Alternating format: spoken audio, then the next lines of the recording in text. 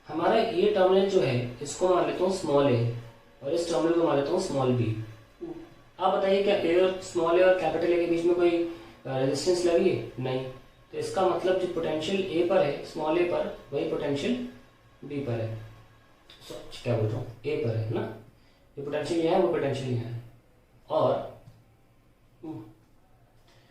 ऐसे ही हम कह सकते हैं कि जो बी है और ये जो जे है इनके बीच में कुछ नहीं लगा है, तो मैं गैल्वेनोमीटर लगा है, बिल्कुल लगा है गैल्वेनोमीटर। और इसी वजह से हम यहाँ पे एक ऐसा पॉइंट देखेंगे जहां पर करंट गैल्वेनोमीटर में जीरो हो जाए। और जो करंट गैल्वेनोमीटर में जीरो हो जाएगा, जब करंट गैल्वेनोमीटर में जीरो हो जाएगा, इसका मतलब हमने इस तार पर वो पॉइंट खोज लिया है जहां पे जो पोटेंशियल है और ये नेगेटिव जो पोटेंशियल है वो बराबर हो चुकी है, इसलिए करंट अब आना जाना बंद हो गया है ना। तो हम क्या करते हैं, ये तो पोटेंशियल एग्जैक्टली सेल की पोटेंशियल हो गई, तो एक तरह से हम इस पॉइंट को मान सकते हैं सेल का पॉजिटिव प्लेट। और फिर हम यहाँ पे चौकी मूव करा के वो पॉइंट ढूंढते हैं जो सेल के नेगेटिव प्लेट के बराबर हो जाए। तो जैसे ही सेल के नेगेटिव प्लेट के बराबर Vj हो जाता है, Vj, करंट यहाँ जीरो हो जाएगा। तो वो जो पॉइंट, सपोज इसी पॉइंट पर करंट का नेगेटिव प्लेट की पोटेंशियल यहाँ पे Vb आ गई है सपोज, और यहाँ पे हमें पता कैसे चला, करंट जीरो देख के पता चला। इसका मतलब जो पॉइंट ए और जे हैं वो हमें दिखाते हैं कि ये पॉजिटिव टर्मिनल ऑफ सेल है और ये जो है जे पॉइंट है वो एक तरह से it is now behaving like a negative terminal of cell. तो इस वायर में जो कि किसी रेजिस्टेंस का तो होगा ना, इस पूरे वायर की रेजिस्टेंस अगर R1 मान लो, मैं RAB को मैं R मान लूँ, तो RAJ को R डैश मान सकता हूँ ना।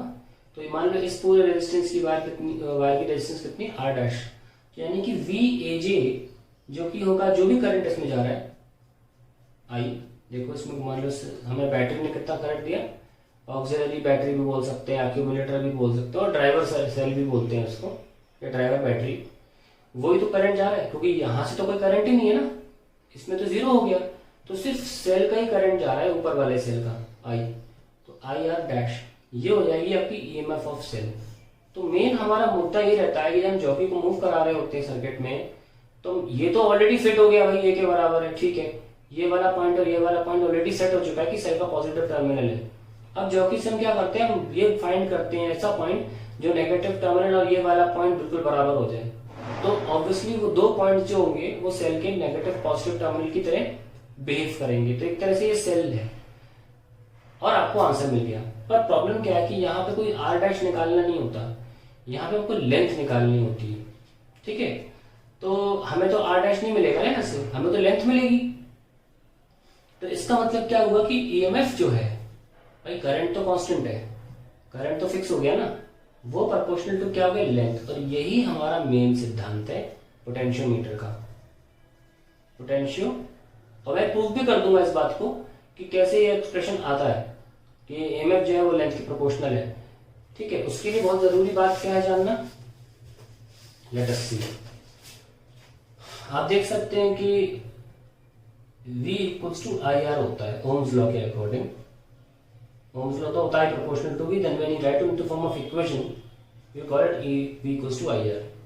Always remember V equals to IR is not Ohm's law.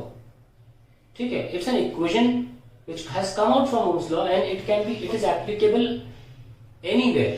हम इवन सेमीकंडक्टर में भी इसको यूज कर लेते हैं, डायनेमिक रेजिस्टेंस के हिसाब से हम इस फॉर्मूले को इस्तेमाल कर लेते हैं। तो ये इक्वेशन यूनिवर्सल है, पर ओम्स लॉ यूनिवर्सल नहीं है।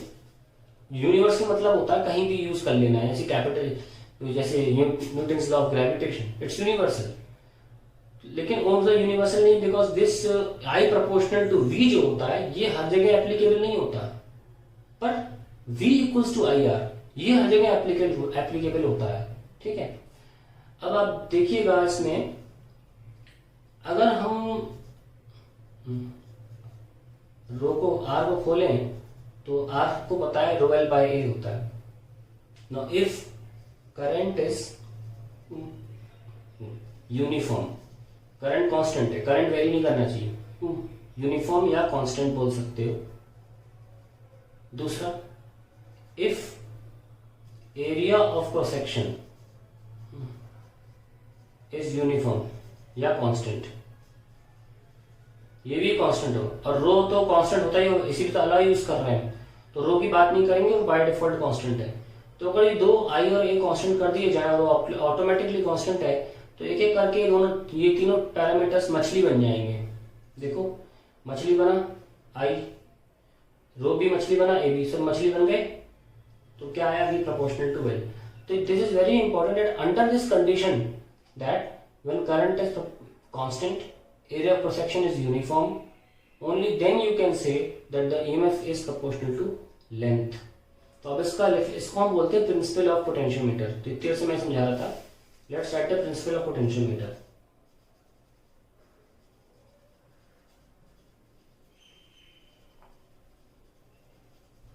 It says that when a uniform current passes through a wire of length L having uniform area of cross section, then the potential difference across that length is proportional to that length, proportional to that length। ये लीजिए, तो यही मैंने लिखा है कि जब आई a constant होंगे, रो बाय डिफॉल्ट कांस्टेंट है, तब जितनी लेंथ होगी पोटेंशियल डिफरेंस उसी लेंथ के अक्रॉस जो है प्रोपोर्शनल टू लेंथ होगा। ठीक है, फिर पढ़ लेते हैं। When uniform current passes through a wire, तो मैंने एक एक करके देखो इनको कांस्टेंट बनाया, तो वही डेफिनेशन में भी आ गया है। When uniform current passes through a wire of length L having uniform cross sectional area, then potential difference across that length is proportional to that length. ठीक है, अब आके बात करते हैं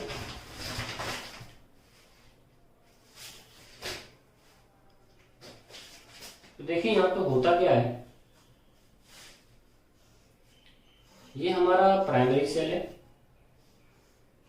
और ये हमारा सेकेंडरी सेल है, हमने इसको गैलमीटर से लगा दिया, और ये हमारी जॉकी है, ये ए एंड है, बी एंड है, ये एफ है, ये ई डैश है। We need a rheostat and we need an ammeter to note the current at which we are doing the experiment. तो सपोज हम ये जो मान लो ये हमारा पॉइंट था जिसपे एक्चुअली में हमें ईएमएफ के बराबर मिलना चाहिए, यानी कि यहां तक ईएमएफ की वैल्यू आ जानी चाहिए थी, लेकिन हम आगे चले गए। ठीक है, हमको पहले से पता रहता नहीं है, तो स्लाइड करते हैं। अब मैं बताना चाह रहा हूं आपको कि गैल्वेनोमीटर की नीडल इधर और इधर क्यों होती है, और आपको हमेशा आंसर उसी, क्योंकि देखो पोटेंशियोमीटर वायर में 10 मीटर का वायर होता है, 10 मीटर तक की जो लेंथ नहीं होगी एक एपरेटस की, तो ट्रक में लाना पड़ जाएगा। तो क्या होता है, 1-1 मीटर के 10 वायर या 5 वायर होते हैं ऐसे। तो हम क्या करते हैं स्टार्टिंग में, मतलब कनेक्टेड रहते हैं ऐसे ऐसे ऐसे, सांप की तरह कनेक्टेड रहते हैं, ऐसे मान लीजिए कनेक्टेड रहते हैं, उसकी टेंशन नहीं है। तो हम क्या करते हैं, हम 5 वायर में ऐसे ऐसे खेलते रहेंगे। हम हर वायर में एक एंड और दूसरे एंड में ऐसे जॉकी रखते हैं, ऐसे ऐसे रखा, ऐसे रखा, फिर ऐसे रखा, फिर ऐसे रखा। जिस वायर में दो तरफ डिफ्लेक्शन मिलता है, गारंटी हो जाती है उसी वायर में बैलेंस पॉइंट है। ठीक है, इसका वजह यह है कि मान लीजिए आप पार निकल गए, अगर आप पार निकल गए तो एक तरह से हुआ ये कि आपका जो ये वाला सेल है वो डोमिनेट कर गया और उसने इधर करंट भेज दिया, ये सुनो पार कर गए ना आप। तो अब जो यहाँ पे जो वोल्टेज है वो तो ईएमएफ से ज्यादा हो गई, क्योंकि ईएमएफ तो यहाँ खत्म हो गया था इस सेल का। अगर आपने पार निकल गया, इसका मतलब अब जो ये वोल्टेज है ईएमएफ से ज्यादा है, तो ये वाला करंट जो है डोमिनेट कर जाएगा इस सेल को और एंटर कर जाएगा, और जो करंट यहाँ एंटर करके नीडल को इधर मूव करा देगा।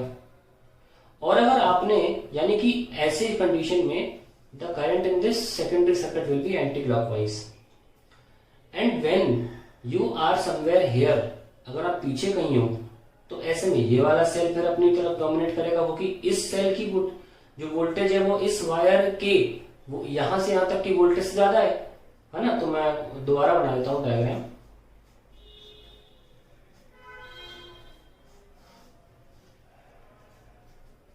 ये लीजिए, तो अगर मान लीजिए ये हमारा जॉकी है यहाँ पे, ठीक है, और ये हमारा एक्चुअल पॉइंट है, और मान लो किसी वक्त हमारा जॉकी यहाँ पे है, तो ये और ए और जे के बीच में जो पोटेंशियल डिफरेंस है, मान लो वी मान लो, वो अभी ई से कम है, क्योंकि ये तो यहाँ पे नल पॉइंट यहाँ पे है ना, नल पॉइंट, वो तो यहाँ पर बैच होगा। ऐसे में हमारा जो ईएमएफ है ये वाला ई डैश, ये इस वाले बीच से जाता है, तो यहां से करंट यहाँ एंटर कर जाएगा ऐसे तरीके से, तो क्लॉकवाइज होगा। तो ऐसे में आप डायरेक्शन देख पा रहे हैं कि नीडल के अपोजिट हो रहे हैं। तो जब हम अब के उस पॉइंट से आगे होते हैं, इसका मतलब ये होता है कि एजे की वैल्यू ई से ज्यादा है, एजे के अक्रॉस जो पोटेंशियल डिफरेंस है वो ई से ज्यादा है, तो यहाँ पे करंट एंटर करके ऐसे गोल घूमेगा। और अगर हम इस पॉइंट के पहले हैं तो फिर ये वाला सेल, क्योंकि इस वोल्टेज से ज्यादा हो गया तो अपना करंट को एंटर करा देगा। लेकिन जब आप इस नल पॉइंट पर हो गए तो ये वाला टर्मिनल इसके बराबर, ये वाला टर्मिनल इसके बराबर, करंट यहाँ जीरो हो जाएगा, और करंट जीरो होते ही हमको मिल जाएगा ईएमएफ ऑफ सेल। इस वक्त सेल भी यूज नहीं हो रहा, सेल में से कोई करंट ड्रॉन भी नहीं हो रहा, तो जो भी हमें वैल्यू मिलेगी क्या मिलेगी, ईएमएफ ऑफ सेल। हमें अब टर्मिनल वोल्टेज नहीं मिलेगी, यानी कि हमें पोटेंशियल डिफरेंस नहीं मिलेगी, हमें एक्चुअल ईएमएफ मिलेगा। आई होप आपको ये बात क्लियर हो गई होगी। अब हम एक बहुत इंपॉर्टेंट पॉइंट की तरफ जा रहे हैं कि आफ्टर ऑल निकाले कैसे इसको। तो सबसे पहले हमें निकालना होगा कि इस पूरे वायर में कितना वोल्टेज जा रहा है, ठीक है। लेट अस सी, सपोज हम सेटअप बनाने जा रहे हैं, ये रियोस्टैट है, ये एमीटर है, बना लिया सेटअप। अभी सेकेंडरी नहीं लगा रहा, ए और बी, यहां पे क्या है, ई डैश ड्राइवर बैटरी। मान लो रियोस्टैट की रेजिस्टेंस इस पोटेंशियोमीटर वायर रेजिस्टेंस के सामने ना के बराबर है, नहीं काउंट कर रहे, तो यानी कि ई डैश का पूरा जो वोल्टेज है कहां जाएगा, पोटेंशियोमीटर वायर में, यस और नो। तो पूरा का पूरा वोल्टेज ई डैश का पोटेंशियोमीटर वायर में जाएगा, यानी कि पूरी एल लेंथ में ई डैश वोल्टेज चला जाएगा।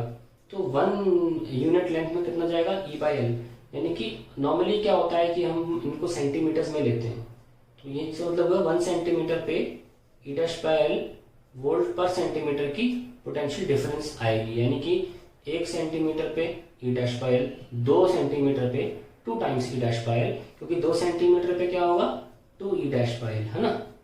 तो ऐसे करते करते 3 ई dash by L, 4 E dash by L and so on, इस तरीके से वोल्टेज गिरती चली जाएगी। यानी कि अगर हमें ये चीज पता चल जाए ई डैश बाई एल क्या होती है, तो फिर हम बहुत आसानी से अननोन ईएमएफ निकाल सकते हैं। कैसे, पहली बात तो जान लीजिए, जो 1 सेंटीमीटर पे हम वोल्टेज कितनी गिर गई है वो निकालते हैं, उसे बोलते हैं पोटेंशियल ग्रेडियंट। क्या बोलते हैं, potential gradient. Now once you know the potential gradient, it becomes very easy to find out the EMF of unknown cell. तो आप सेकेंडरी सर्किट लेकर आए और आपने यहाँ पे कहीं 70 सेंटीमीटर पे जाके, सपोज मान लो 100 सेंटीमीटर का था, 70 सेंटीमीटर पे जाके आपने बैलेंस कर दिया, तो कैसे निकालोगे भाई, 1 सेंटीमीटर पे था ई डैश बाई एल, जिसको हम पोटेंशियल ग्रेडियंट भी बोलते हैं, तो 70 सेंटीमीटर पे कितना होगा, के इंटू 70।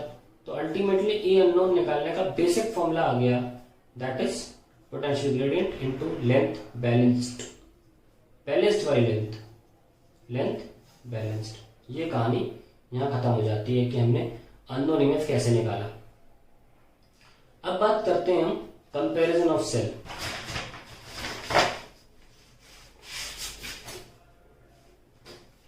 अब कंपैरिजन ऑफ सेल की बात करें तो हम क्या कर सकते हैं, ये हमारा ड्राइवर सेल है ई डैश, रियोस्टैट ये है, और हमारा एमीटर ये है।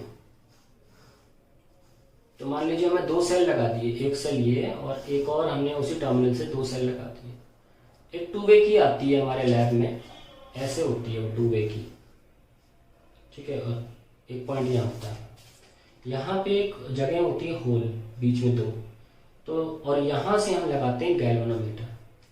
जब हम इस जगह पर कनेक्टर लगाते हैं, उसे की बोलते हैं, की मेटालिक होती है जो एक कनेक्शन बना देती है, और इसको छोड़ देते हैं। तो ऐसे में क्या होता है, हमारा सिर्फ इवन कनेक्शन में रहता है, देखो ऐसे, ये इवन कनेक्शन में है ना, तो फिर उसकी रीडिंग आएगी। बस मान लो रीडिंग मिल गई हमको यहाँ पे, सिर्फ उसकी रीडिंग आएगी। और मान लो ये लेंथ कितनी, L1, तो E1 is equal to KL1, पता ना, पोटेंशियल ग्रेडियंट इनटू लेंथ। इसी तरह जब हम इसमें से K हटा के इसमें लगा देंगे कि हमें केवल E2 मिलेगा, KL2। तो हमने कंपेयर कैसे किया, E1 by E2 is equals to L1 by L2, and that is the final answer.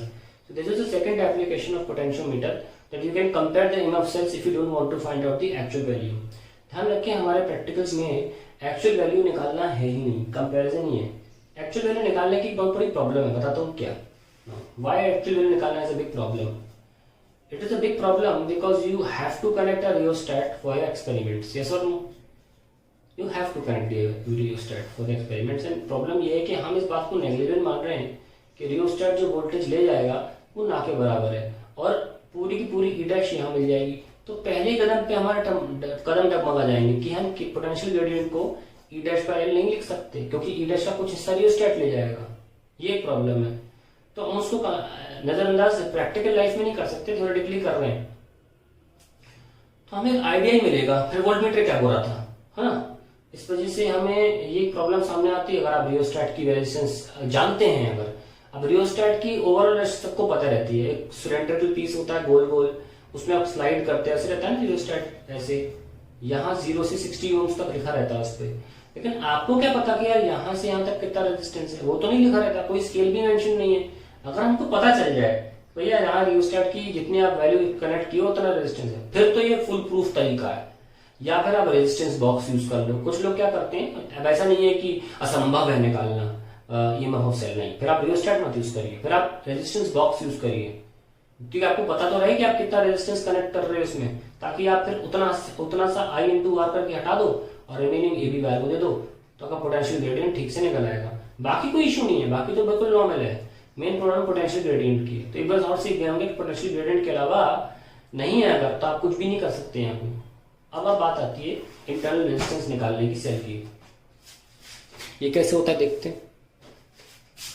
तो मान लीजिए आपने E' ले लिया और रियोस्टेट तो मस्ट है, और ये एमीटर ये लीजिए, ये A और B। तो हमको पता है जब सेल यूज नहीं होता तो हमको क्या मिलता है, EMF। हम क्या करते हैं, यहाँ तो हमें EMF मिल गया, मान लीजिए लेंथ मिल गई हमको L1, तो E is equal to KL1 आ गया। अब क्या किया हमने, सेल के अक्रॉस एक रेजिस्टेंस बॉक्स लगा दिया, अच्छी खासी रेजिस्टेंस का, और की से उसे कनेक्ट कर दिया। ये की है, बंद करती कनेक्ट हो जाएगा। तो जब हम EMF निकालें तो हम ऐसे जोड़ेंगे नहीं, लेकिन अब EMF निकाल लिया, अब जरा आप जोड़ दोगे तो क्या होगा, करंट भले ही यहाँ से और यहाँ से पोटेंशियल डिफरेंस सेम था, पर करंट तो दौड़ने लग गया ना। यहाँ तो उसके पास इजाजत है, परमिशन है इस बैटरी को, अननोन बैटरी को करंट बेचने की, भेज दिया उसने रेजिस्टेंस बॉक्स पर एस से दिखा दो। तो इसमें मतलब ये हुआ कि सेल अब यूज होने लग गया, और जब सेल यूज होता है तो आपको पता है कि उसके across VB minus VA is not EMF but terminal voltage known as V, E minus IR। चाहे अब यूज हो रहा है और वही बड़े सेल पार्ट से करंट निकल रहा है, तो E minus I into small r, where small r is the internal resistance of cell, internal resistance of cell। ये तो हमारा हो गया। तो हमको ये कनेक्ट करते जो रीडिंग मिल रही है ना, वो इंटरनल वो हमें मिल रही टर्मिनल वोल्टेज। तो यानी कि E हो गया KL1 और टर्मिनल वोल्टेज क्या हो गया KL2। ऑब्वियसली वो हमेशा टर्मिनल वोल्टेज जब सेल यूज हो रहा होता है तो कम होती है, तो कम वैल्यू पे जाके वो बैलेंस हो जाएगा। ठीक है, और हमें जो आंसर मिलेगा वो टर्मिनल वोल्टेज होगी।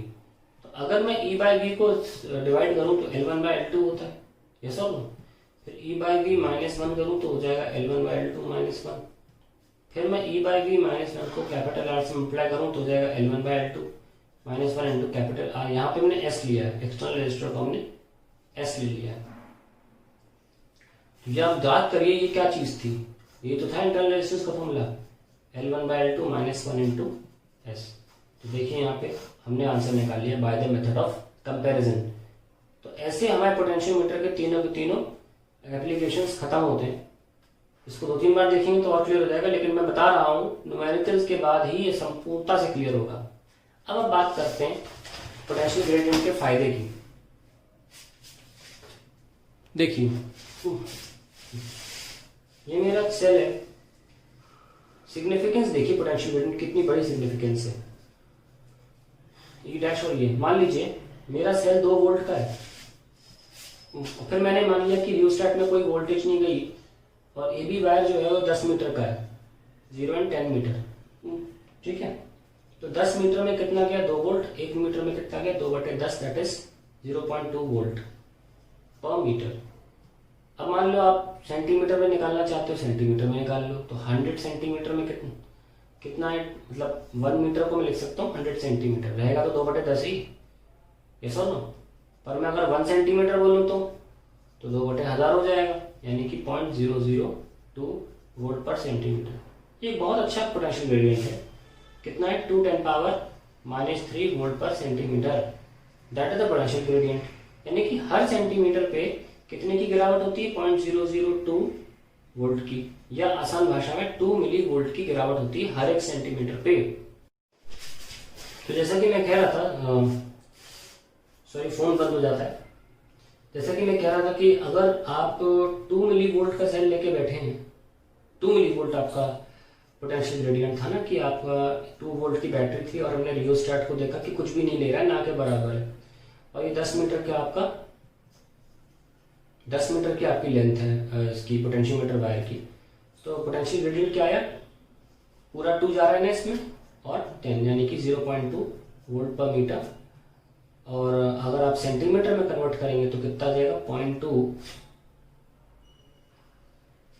वोल्ट अपॉन मीटर को लिख लें 100 सेंटीमीटर, दिस विल 0.002 वोल्ट पर सेंटीमीटर, या आप लिख सकते हो 2×10⁻³ वोल्ट पर सेंटीमीटर, या और आसान भाषा में 2 मिली वोल्ट पर सेंटीमीटर। तो आपका पोटेंशियल ग्रेडियंट जो है वो 2 मिली वोल्ट पर सेंटीमीटर आ जाता है। अच्छा खासा पोटेंशियल ग्रेडियंट है। पर मुझे अगर कोई इंसान कहता है कि यार मेरे सेल की वैल्यू जो है वो 2 माइक्रोवोल्ट है, मतलब कहता नहीं है, कहेगा पहले से पता तो फायदा क्या करने का।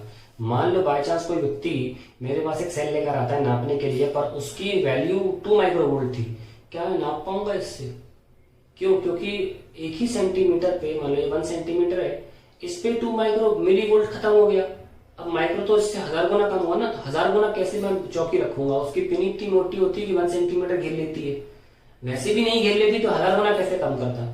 इससे बात सामने आ गई कि पोटेंशियोमीटर का मेन एम्फेसिस ये होता है, पोटेंशियोमीटर पहली बात तो सामने आनी स्टार्ट बन के लिखेंगे, is mainly to find small EMFs. Main function ये होता है स्मॉल ईएमएफ्स। और दूसरा ये है, and it is necessary to have a potentiometer to have very low values of K, very low values of potential gradient, कम value होनी चाहिए पोटेंशियल ग्रेडियंट की। जैसे कि अगर मान लो हमें 2 माइक्रोवोल्ट चाहिए होता, और मैंने मान लो एक ऐसा पोटेंशियोमीटर बनाया होता जिसकी 1 मान लो नैनो वोल्ट पर सेंटीमीटर है, पोटेंशियल ग्रेडियंट कितनी कम हो गई 1 नैनो वोल्ट पर सेंटीमीटर। नैनो मतलब 1 माइक्रो ले लो, अभी के लिए 1 माइक्रो ले लो, वैसे आपको 1 माइक्रो अच्छा नहीं रहेगा, फिर भी समझाने के लिए काफी है। 1 माइक्रो वोल्ट पर सेंटीमीटर ले लिया, तो उससे फायदा ये होगा कि 1 सेंटीमीटर पे 1 माइक्रो वोल्ट मिल जाएगा, 2 सेंटीमीटर पे 2 माइक्रो वोल्ट मिल जाएगा, तो आपका 2 सेंटीमीटर पे सेल बैलेंस हो जाएगा और आपको अपनी वैल्यू मिल जाएगी। यानी कि छोटे सेल को निकालने का अगर मेन उद्देश्य होता है पोटेंशियोमीटर का, तो उसका भाई के भी छोटा होना चाहिए, ठीक है। लेकिन मैं आपको बता दूं कि मैंने क्यों बोला कि 1 माइक्रो वोल्ट इतना अच्छा नहीं रहेगा, क्योंकि मैंने सेल ही इतना छोटा लिया है। 2 सेंटीमीटर पे कभी बैलेंस नहीं होता सेल, अगर कर रहे हो तो उसमें अच्छी बात नहीं है, हमेशा मध्य थोड़ा सा आगे जाकर बैलेंस होना चाहिए। 2 सेंटीमीटर बहुत कम डिस्टेंस है बैलेंस करने के लिए, so it's not a good potential gradient. तो इसलिए मैंने नैनो ले लिया था, नैनो ले लेते तो 1000 पे जाके बैलेंस होता, तो वो बेटर है। तो नैनो की जगह आप थोड़ा सा नैनो भी मत लीजिए, क्योंकि 1000 सेंटीमीटर का मतलब वो 10 मीटर, तो बिल्कुल कोने पर भी बैलेंस नहीं होना चाहिए। तो बीच में के लिए आपको पोटेंशियल ग्रेडियंट यहाँ पे नैनो और माइक्रो के बीच में आपको लेना चाहिए, तो आपका कहीं 700-800 बैलेंस होगा, तो बहुत बढ़िया बात है। तो आप ये के छोटा कैसे करेंगे? के तो छोटा करना जरूरी हो गया ना फिर तो, क्योंकि पोटेंशियोमीटर तो मेन काम ईएमएफ निकालना है, वो भी छोटी वाली, तो उसके लिए तरीका है, बहुत आसानी से आप के को अपनी मर्जी के अकॉर्डिंग कर सकते हो। ध्यान से देखना क्या क्या कर सकते हो। देखो सपोज 2 वोल्ट का सेल है और आपने क्या किया, आपका पूरा 2 वोल्ट यहाँ से यहाँ जा रहा था, रियोस्टेट और एमीटर पूरा 2 वोल्ट यहाँ से जा रहा था। आप नहीं चाहते 2 वोल्ट जाए, आप नहीं चाहते, आप चाहते हो यहाँ पे जाए 10 की पावर -6 वोल्ट, आप ये चाहते हो, ये सब नो। तो फिर क्या करना पड़ेगा, आपको एक रेजिस्टर लगाना पड़ेगा यहाँ पर, क्योंकि दोनों सीरीज में, आपको एक रेजिस्टर लगाना पड़ेगा यहाँ पे, इसको बोलते हैं एक्सटर्नल रेजिस्टर, जिसकी वोल्टेज बहुत ज्यादा होनी चाहिए। क्योंकि हमको पता है कि रेजिस्टेंस में मान लीजिए R1 और R2 है तो करंट सेम रहता है, तो I1 R1 equals current same है, I1 equals to I2 that is V1 by R1 equals to V2 by R2। क्या सीखा हमने कि वोल्टेज रेजिस्टेंस के रेशियो में डिवाइड होती है। आप चाहते हैं 10 पावर -6 वोल्ट जाए, वो भी 2 का, तो हमें कैसा एक्सटर्नल रेजिस्टर लेना चाहिए जो कितना वोल्टेज ले जाए, 2 - 10 पावर -6। सोचो कितना, हम चाहते हैं कि इतना बड़ा रेजिस्टर लगा दें जो इतना सारा वोल्टेज ले जाए, 2 का इतना बड़ा हिस्सा ले जाए कि यहाँ बचने को केवल 1 माइक्रो वोल्ट हो। तो ये फिर आपके हाथ में आ गया ना, कितना रेजिस्टर लगाओगे, ये आप पे डिपेंड कर गया। तो बहुत इजी है, फिर तो लगा लो, क्या हो गया, V1 by V2 is equals to R1 external upon R2 मान लो पोटेंशियोमीटर। तो V1 बाई V2 कितना, V1 यहाँ पे कितना जाना चाहिए, 2 - 10 की पावर -6, नीचे कितना जाना चाहिए, 10 की पावर -6, ऊपर कितना जाना चाहिए वो निकाल लेंगे, R2 पता होगा हमें, ऑब्वियसली पता रहता है, ठीक है। तो अब आपके देखो R1 वैल्यू आ गई 2 × 10 की power -6 upon 10 power -6 into R2, 2 - 10 की power -6 upon 10 power -6 is equals to R1 by R2। अगर 2 में से 10 पावर -6 घटाना ना के बराबर है तो आप 2 में 2 को इसको निगलेक्ट कर दीजिए, तो R1 कितना आ गया, 2 अपॉन 10 की पावर -6 इंटू R2, यानी कि R1 आ गया 2 10 पावर +6 इंटू R2। यानी कि आप कितना बड़ा रेजिस्टर लगाना है, देख रहे हो, पोटेंशियोमीटर वायर का जितना भी रेजिस्टेंस है उससे 20 लाख ज्यादा रेजिस्टेंस लगा के रखना है, काम हो जाएगा आपका। अब वो सारी की सारी वोल्टेज वो ले जाएगा, छोड़ेगा केवल 10 पावर -6। अब बड़े मजे से आप 10 पावर -6 को जब उसकी लेंथ से डिवाइड करोगे जो कि 10 मीटर थी और आप सेंटीमीटर में करना चाहोगे तो लो 1 नैनो माइक्रो वोल्ट पर सेंटीमीटर आपको मिल जाएगा, 1 नैनो वोल्ट पर सेंटीमीटर मिल जाएगा आपको। ऑब्वियसली बहुत ज्यादा वैल्यू है और ये बहुत कम पोटेंशियल ग्रेडियंट है। मैं बस एक कॉन्सेप्ट पढ़ा रहा हूँ कि अगर आपको कम करना है पोटेंशियल ग्रेडियंट को तो उसका तरीका क्या है, तो तरीके फाइनली लिख लेते हैं और फिर यहाँ पोटेंशियोमीटर हमारा थियोरेटिकली खत्म हो जाएगा। हाउ टू रिड्यूस के, इसको एक तरीके से और बोला जाता है इसी क्वेश्चन को, how to increase sensitivity of potentiometer, ऐसे बोला जाता है। सेंसिटिविटी का मतलब होता है कम से कम चीज को भी नाप लेना। सेंसिटिव लोग कैसे होते हैं, छोटी छोटी बात को बुरा मान जाते हैं। तो मान लीजिए आपके अब के क्या होता है आपका V/L, के आपको अगर घटाना है तो L को बढ़ाना पड़ेगा। तो एक तरीका मिल गया, by increasing the length of potentiometer, increasing the length of potentiometer wire. तो अब क्लियर हो गया वो क्यों कह रहा था मैं 10 मीटर वाला बेस्ट होता है, क्योंकि इसकी लेंथ ज्यादा होती है। और दूसरा very important, bye connecting a very high resistance, connecting a very high resistance in series with potentiometer wire. ठीक है, तो हमने ग्राफ के बनाया, एक्चुअली V वर्सेस L का ग्राफ है। तो अगर मैं पोटेंशियल ग्रेडियंट के लिए ग्राफ बनाऊं तो देखिए इसका जो स्लोप है tan थीटा वो पोटेंशियल ग्रेडियंट के बराबर। सपोज मेरे पास 2 पोटेंशियोमीटर है P एंड Q, मुझे कौन सा बेटर लगता है, कौन सा बेटर है, Q, क्योंकि जिसका K कम उसका स्लोप कम, वो बेटर पोटेंशियोमीटर। तो यहाँ पे I will select Q potentiometer as it has lesser K and hence potentiometer is more sensitive। तो ये सारी कहानी पोटेंशियोमीटर के बारे में है। आई होप ये क्लियर हो गया होगा आपको कि आपको एक्सटर्नल रेजिस्टेंस लगाना है ताकि वो मैक्सिमम वोल्टेज खा जाए, मिनिमम छोड़े, ताकि पोटेंशियल ग्रेडियंट कम हो जाए। वेरी इंपॉर्टेंट कॉन्सेप्ट, हम लैब में करते भी हैं। तो अब से अब जब भी आप बुक्स में देखेंगे ना, आपको देखना डायग्राम जो मिलेगा वो अक्सर यहाँ पे भी रेजिस्टर लगा रहता है। वो अपनी मर्जी होती है कि घटाना हो बढ़ाना हो, तो लगा के रखते हैं वो लोग। खैर अब इस पे सवाल करेंगे तो हम और संभावनाएं देखेंगे। सवाल बहुत डिफरेंट होते हैं, थ्योरेटिकली तो कवर कर दिया मैंने, पर क्वेश्चंस काफी डिफरेंट होते हैं पोटेंशियोमीटर के, और अच्छे होते हैं और काफी डिफिकल्ट हो जाते हैं लेवल के बाद। तो हम सारे तरीके की वैरायटी, कम से कम मैं 10 शायद वैरायटी लूंगा और आपको 10 क्वेश्चन से पूरा एक कॉन्सेप्ट क्लियर हो जाएगा।